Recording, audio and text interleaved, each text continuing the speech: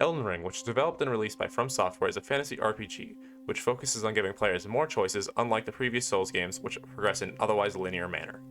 When playing Elden Ring, the first thing a player is likely to notice is that the game doesn't explicitly tell you where it wants you to head. Instead, it tries to lead you to places through vague dialogue from the NPCs, but ultimately it's up to the player on where they want to go. An example of this is that you don't even have to fight the first real boss of the game, since you can enter Liurnia without ever having to fight Godric or Margit. This usually leads to a lot of players exploring most of their map on their first playthrough, since you actually want to see everything the game has to offer. Besides the open world concept, the gameplay is actually really clean, and for the most part is enjoyable since you can do multiple different playstyles. Some of my personal favorite playstyles are actually Bleed, Mage, and Colossal weapon builds. Each of these builds has something that they offer that the other doesn't, which gives you more incentive to replay the game over and over again, and that's what gives the game its replayability. An example of this would be Mages and Colossal builds.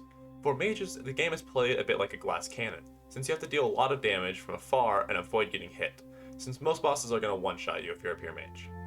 On the other hand, if you play a Colossal build, you're going to have a lot of health, or be really good at dodging, since you're slow and otherwise clunky. And at first, while this may seem it would be unfun, there's something about stance breaking an otherwise difficult boss and just absolutely destroying them before they can get up again that makes it really interesting and constantly replayable. Another thing that makes Elden Ring really interesting is the endings. With Elden Ring, there are currently 6 known possible endings, which include Age of Duskborn, Age of Fracture, Blessing of Despair, Age of Order, Age of the Stars, and Lord of the Frenzied Flames. These endings are all unique while doing their quest line. However, 3 endings have the same cutscene. The best ending with the most interesting cutscene, though, in my opinion, is Lord of the Frenzied Flame. This is just because of how it looks at the end and the idea of the 3 fingers, which represent chaos and destruction in this game. Now about the bosses. Almost all the bosses in this game are fine in my opinion, with the exception of the Fire Giant and Godfrey of the Golden Order. My reason for this is that the Fire Giant has a high amount of health and can 3-hit a player with a maximum of 99 vitality, which is a bit ridiculous, since the only way to fight him is actually to get close enough to hit his ankles and break his splint. However, I don't hate this fight, I just think that he should either do less damage and have more health, or they should just reduce his health overall. With Godfrey, the only reason I dislike this boss is because of his stomp attack. When he activates this attack, he will continue to spam it every few seconds, and its attack you have no choice but to either dodge or jump over, because it will stun you. The problem is, it's not hard to dodge, it's just he keeps spamming it, and at the end of the day, it's a stamina and patience test. Besides these 2 bosses, I have to mention one of my absolute favorite bosses in this game, Astel Natural Born of the Void. This is because he has one of the coolest boss designs in the entire game in my opinion, and the first time you encounter him, he actually feels like he brings on a true feeling of dread, which you don't experience much with the other bosses in the game.